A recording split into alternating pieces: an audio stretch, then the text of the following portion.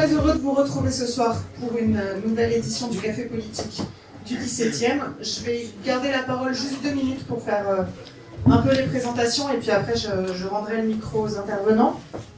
Donc juste pour refaire une petite mise en contexte, le Café Politique existe depuis environ 5 ans maintenant. Il est organisé par 2 associations, le collectif Roosevelt et Attaque, et des partis politiques, donc le PCF, le NPA, le parti de gauche Nouvelle Donne et Ensemble.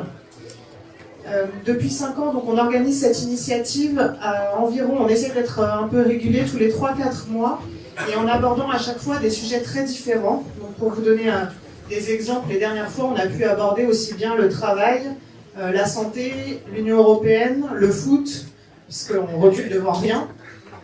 Et en fait, on s'est rendu compte un peu, à chaque fois, à chaque café et à chaque thème, qu'au fil des débats, en filigrane, apparaissait toujours une question, des questions dans la salle qui apparaissaient, et en gros, les gens se demandent, mais qui fait les règles ? Quel que soit le sujet, qui fait les règles ? Qui fait les lois et qui les applique ? Donc du coup, on a eu envie de s'intéresser plus particulièrement à la question de la justice. Alors on aurait aimé pouvoir y répondre, enfin en tout cas pouvoir approfondir le sujet sous différents angles, mais là il nous aurait fallu 3 jours. Donc on s'est un peu concentré sur la question des liens entre la politique et la justice. Il faut dire que l'actualité aide un peu à se poser ce genre de questions. On a eu récemment, entre l'état d'urgence, les assignations à résidence, là encore récemment, en ce moment, le procès de l'équipe du Tarnac, le procès de Valmy, etc. Ce n'est pas les occasions qui ont manqué de se poser la question des liens entre justice et politique. Et donc, on a sollicité nos 3 intervenants pour nous aider un peu à y voir plus clair. Donc Vanessa Kodacheni, qui est professeure à Paris 8 en sciences politiques et spécialiste, entre autres choses, des procès politiques. Maître Chalancet, à côté de moi, qui est pénaliste, qui est également spécialiste des erreurs médicales, entre autres choses. Je vous laisserai développer, Maître. Et Maître Kouzmine, alors c'est Maître Halimi qui était annoncé, qui ne peut pas venir parce qu'il a eu une audience de dernière minute, donc Maître Kouzmine qui est là, qui est pénaliste également et spécialiste des libertés fondamentales, qui travaille dans le cabinet, travaille notamment avec la LDH, et donc il va nous parler plus spécifiquement d'état d'urgence. Bonsoir à toutes et à tous. Alors on m'a demandé d'intervenir sur les procès politiques, et je vais essayer de faire le lien entre qu'est-ce qu'un procès politique et qu'est-ce que ça dit de la répression et qui fait la justice. Alors déjà, il faut s'entendre sur qu'est-ce qu'on entend par procès politique. Et en fait, on pourrait dire que tous les procès sont politiques. Pourquoi ? Parce que en fait, tous les procès sont engagés par l'État et que la justice, on peut considérer que c'est le bras judiciaire des gouvernants, c'est-à-dire de ceux qui détiennent le pouvoir et notamment le monopole de la violence physique. Donc a priori, tous les procès sont politiques. Mais quand même, on peut voir un second sens au procès politique, c'est celui qui nous intéresse plus particulièrement aujourd'hui. C'est lorsque l'État et ceux qui sont au pouvoir utilisent le procès contre des opposants. C'est-à-dire contre des individus, des personnes qui vont être considérées comme des ennemis politiques en fonction de leurs idées, de leur idéologie, de leur appartenance ou des actes qu'ils ont commis. Et le procès politique, c'est donc à la fois celui qui est politisé par l'État. L'État fait un procès politique pour réprimer plus sévèrement des opposants, mais c'est aussi parfois le procès politique, celui qui est utilisé politiquement par les opposants. Moi, je trouve que c'est toujours très important de ne pas regarder la répression comme une chape de plomb qui s'abat sur des individus qui seraient complètement atomisés et victimes de la répression. Les individus qui sont réprimés peuvent aussi réagir. Et donc, il y a tout un ensemble de manières de politiser la répression, notamment en mettant en place dans le procès des mécanismes de défense politique, qui sont très, très divers. Ces procès aujourd'hui, on en a des exemples tout le temps en fait. Alors il y a les grandes affaires, Goodyear par exemple, celle dont on parle le plus, l'affaire Goodyear, donc les syndicalistes, l'affaire du quai de Valmy, donc ces militants qui ont été accusés d'avoir voulu tuer ou en tout cas porter une atteinte physique extrêmement grave à des policiers. On pense évidemment à l'affaire Tarnac qui se déroule en ce moment même au tribunal correctionnel à Paris. Ça c'est les grandes affaires, mais il y a aussi les petites affaires, celles dont on ne parle pas ou peu. Par exemple, il faut savoir que pendant la loi travail, il y a eu énormément de petits procès qui ont touché des individus, notamment en comparution immédiate, Et notamment, c'était le cas de primo-manifestants. Alors, je ne donnerai pas de nom, mais par exemple, moi je suis prof à Paris 8, j'ai beaucoup d'étudiants ou d'étudiantes qui ont été embêtés pendant la loi travail pour avoir manifesté avec des motifs tout à fait fallacieux. Par exemple, il y avait un couteau suisse, ça devenait une arme, etc. Donc ça, c'est des exemples de petits procès politiques dont on ne parle pas, mais qui sont très importants. On peut prendre aussi des tas d'exemples. On peut prendre par exemple aussi le cas des manifestants qui soutiennent Calais, en tout cas qui sont allés à Calais manifester. Là aussi, il y a eu pas mal d'inculpations et de procédures judiciaires où des gens ont été condamnés alors, à des petites peines d'amende.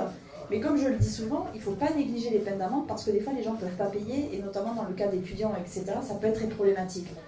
Mais on peut penser aussi, aujourd'hui c'est très important, à la répression du délit de solidarité. On peut penser à Cédric Herrou, il y a un véritable acharnement judiciaire contre lui. Et on peut penser, je crois que c'était hier ou il y a 2 jours, une personne a été inculpée parce qu'elle avait porté assistante à une migrante, enfin à quelqu'un qui avait passé la frontière et qui était en train d'accoucher. Ce qui paraît totalement délirant.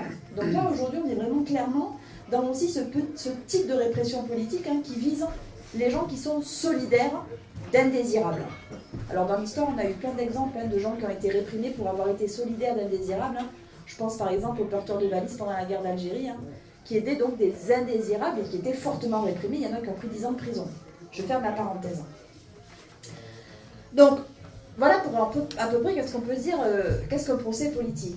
La question, qui fait le procès politique? C'est-à-dire qui sont ceux qui vont accuser et construire le procès. Alors, jusqu'à une date récente, en général, évidemment, ce sont les parquets, donc les juges du parquet, les membres du parquet qui procèdent aux accusations, donc qui vont désigner des individus et mettre en place des inculpations. Mais ce qu'il faut savoir, c'est que pendant très longtemps en France, il y a eu la mise en place de juridictions d'exception où les juges du siège et du parquet, les deux, étaient choisis par le pouvoir politique. Et par exemple, dans l'histoire, vous avez eu énormément de juridictions d'exception. Vichy, la guerre d'Algérie, la libération, et ensuite, où les juges étaient directement choisis par le pouvoir politique pour leur fidélité. Et parce qu'on était sûr qu'ils seraient fidèles, obéissants, et qu'ils réprimaient sévèrement les opposants. Et par exemple, moi j'ai beaucoup travaillé sur la Cour de sûreté de l'État, qui est une juridiction politique d'exception, qui a été mise en place par De Gaulle à la fin de la guerre d'Algérie, jusqu'à Badinter, donc de 63 à 81, et qui a inculpé plus de 5000 activistes. Extrême droite, extrême gauche, des membres de l'OAS, des Mao, les manifestants de mai 68, les indépendantistes corses, basques, bretons, Action Directe, les NAPAP, etc. Tous ces gens-là étaient jugés par des juges qui étaient choisis par le pouvoir central, c'est-à-dire par le ministre de la Justice et notamment par le chef de l'État. Le général de Gaulle choisissait précisément les juges qu'il voulait dans la cour. Ça n'existe plus. Donc on pourrait dire qu'il y a une dépolitisation de la justice. Mais en fait, quand on regarde l'affaire Tarnac, par exemple, on voit très bien qu'il y a tout à fait une immixtion du politique dans le judiciaire. L'affaire Tarnac, si vous regardez, il y a effectivement l'implication de certains experts qui vont dire ils ont écrit l'insurrection qui vient, donc c'est eux, c'est forcément eux. Mais vous avez aussi une implication directe de Michel Alliot-Marie dans ce procès-là qui est tout à fait incroyable. Donc, les juges du siège, du parquet, parfois le ministre ou la ministre de la Justice, et donc des politiques qui vont intervenir directement. Mais ce qui est intéressant, c'est ce qui se passe aujourd'hui.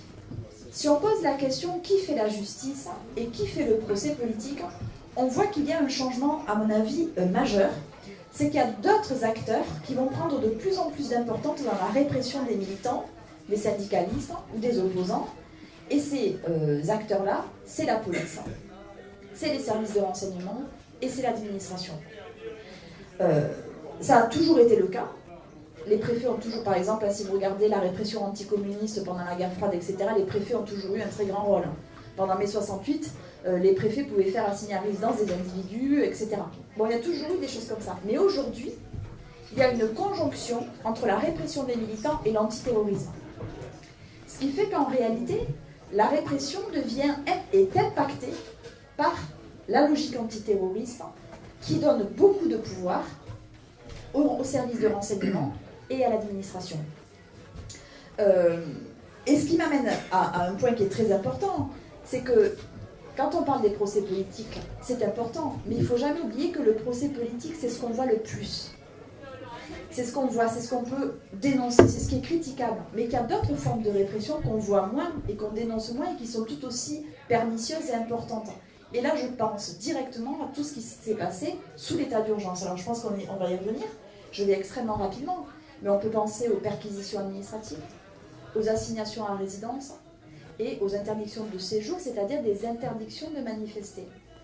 Autrement dit, ce qui est important aujourd'hui, je crois, c'est non seulement l'assimilation des militants à des terroristes, mais la mobilisation de dispositifs antiterroristes contre des militants. C'est-à-dire qu'il y a des dispositifs d'exception. Alors vous savez que la France est une championne de l'exception. Au moins depuis la monarchie, la Révolution française, on a toujours mis en place des dispositifs d'exception, toujours. Mais aujourd'hui, ces dispositifs d'exception officiellement adoptés pour lutter contre les djihadistes et pour faire face au djihad sont remobilisés contre des militants. Et là, il y a un événement qui me semble extrêmement important pour comprendre ce qui se passe aujourd'hui, c'est l'assignation à résidence des militants écologistes pendant la COP21. C'est-à-dire juste quelques semaines après la déclaration de François Hollande de l'état d'urgence. Pourquoi c'est important? Cet événement, il est important parce qu'il montre deux choses. Premièrement, il montre précisément ce que je suis en train de vous dire. C'est-à-dire, on prend officiellement des mesures pour lutter contre les terroristes dits islamistes. Quelques semaines plus tard, ça se retourne contre des militants et des activistes. Autrement dit, des dispositifs antiterroristes sont mis en place pour annihiler toute contestation politique et empêcher des manifestations politiques. C'est la première chose. Mais plus généralement, ça montre une dérive de l'exception. L'exception en France, elle a toujours eu des dérives, on les connaît. Il y en a 3. Et on les voit aujourd'hui et ça joue sur la répression des militants. Première dérive, l'exception n'est pas exceptionnelle. Autrement dit, l'exception, elle dure. L'état d'urgence a duré peut-être 2 ans, mais aujourd'hui, déjà c'est très long, et vous savez qu'aujourd'hui on a passé des dispositifs dans le droit commun. Deuxième dérive tout à fait classique, plus l'exception dure, plus elle va toucher des individus différents. Au départ, on va cibler quelqu'un, et hop, tout de suite après, ça va cibler d'autres personnes. Je vous reprends l'exemple de la Cour de sûreté de l'État, sur laquelle j'ai travaillé. Le général de Gaulle met en place une juridiction d'exception pour réprimer l'extrême droite, l'OAS pro-Algérie française. 4 ans plus tard, qui sait que ça va viser? Les manifestants de mai 68. Extrême droite, extrême gauche. Et ça va dans l'autre sens. Ça va toujours dans ce sens en général. En 1936, on met en place, le Front populaire met en place une loi de dissolution des organisations pour lutter contre les ligues d'extrême droite. 3 ans plus tard, qui est dissous le Parti communiste français. Extrême droite, extrême gauche. Donc vous avez toujours des dispositifs répressifs qui vont en fait s'appliquer à tout à fait d'autres cibles. Je vous alerte donc sur le fait que quand on prend des dispositifs antiterroristes, ça va toujours s'appliquer contre d'autres personnes, et en particulier contre les activistes. Je ferme la parenthèse. Première dérive, ça dure. Deuxième dérive, ça touche beaucoup de monde. Troisième dérive, c'est que justement le juge est progressivement évacué de l'antiterrorisme et de la répression en général. Et c'est ce qu'on voit aujourd'hui. C'est-à-dire que les militants, certes, sont inculpés. Il y a Valmy, il y a Tarnac, il y a Goudière, il y a plein de procès. Mais que les militants aujourd'hui sont surveillés, fichés, perquisitionnés, etc. Ce qui veut dire qu'il me semble qu'aujourd'hui, le but, c'est pas tant de juger et de punir que d'empêcher de militer, de surveiller et de ficher. Voilà, j'en finirai par là.